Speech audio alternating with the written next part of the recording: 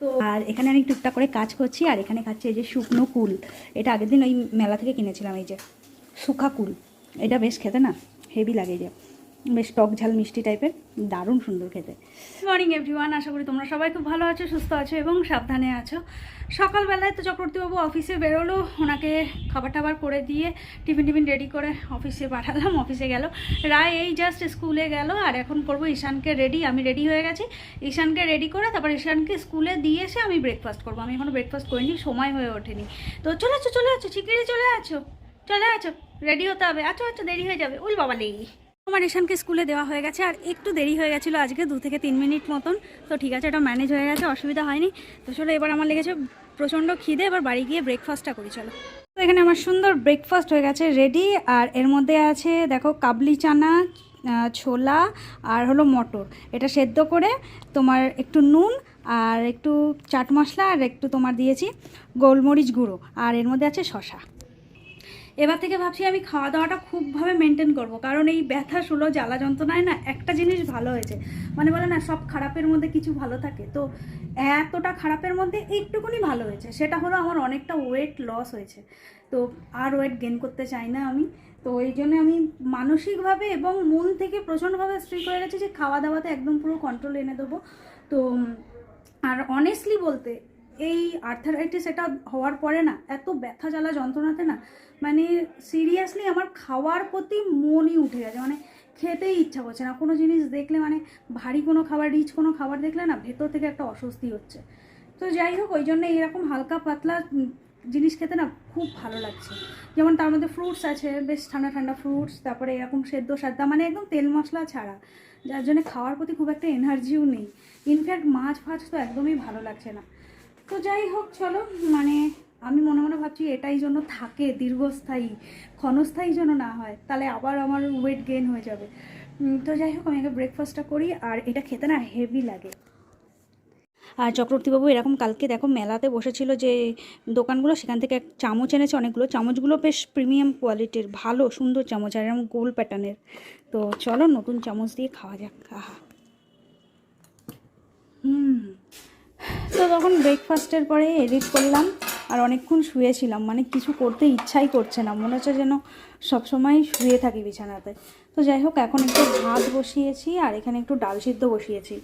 রান্না বান্না করার একদম আর ইচ্ছাই উঠে গেছে, মানে এমন একটা রোগের শিকার হলাম, মানে কি বলবো, মানে পুরো জীবন ঝান্ডু বাম হয়ে গেল আমার। এত ব্যথা, মানে পা থেকে মাথা অবধি পুরো কাজকর্মের ইচ্ছা মন সবই মানে একদম নষ্ট করে দেয়। মানে কি বলবো, মানে ভাবতেই পারিনি যে এরকম একটা কিছু হবে। মানে তোমার ওষুধ খেলেও তোমার জীবন ঝান্ডুবাম, ওষুধ না খেলেও ঝান্ডুবাম। ওষুধ খেলে তোমার অনেক বিভিন্ন সাইড এফেক্ট আছে, সেগুলো হতে থাকবে, মানে সেগুলো এতটা দেখছিলাম, সেগুলো দেখেই আরও বেশি টেনশন চিন্তা বেড়ে গেছে।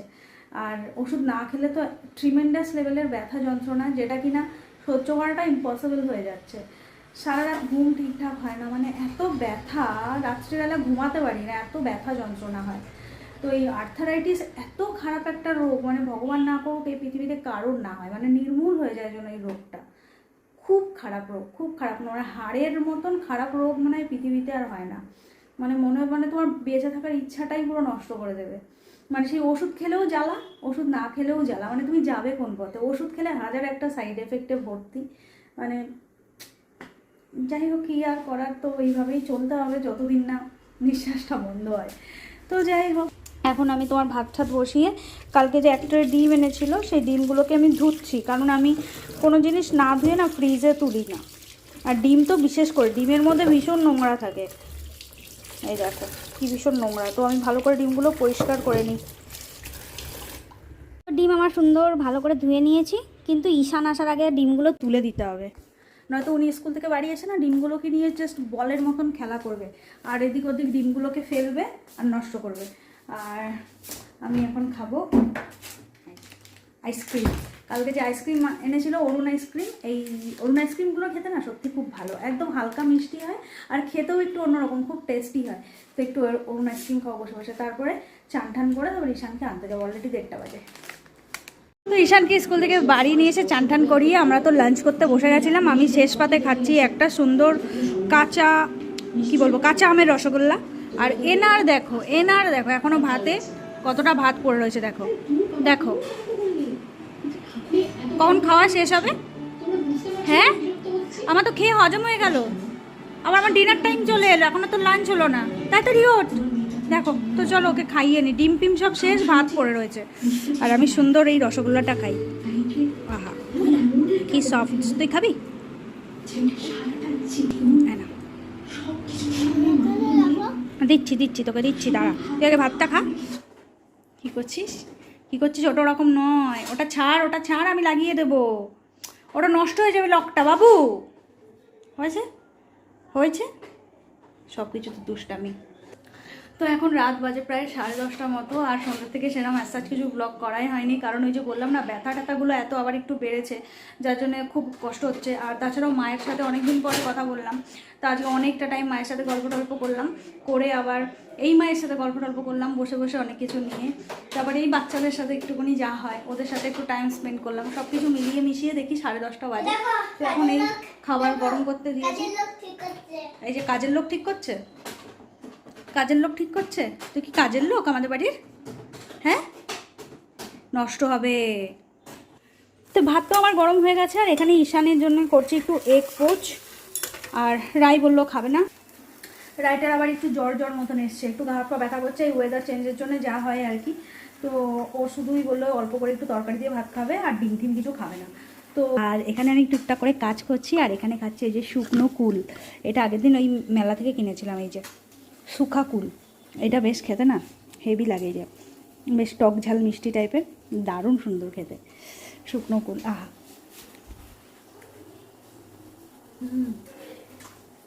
হেভি খেতে, এটা কাজের ফাঁকে ফাঁকে একটু খাই, এটা দারুণ এনার্জেটিক ব্যাপার লাগে।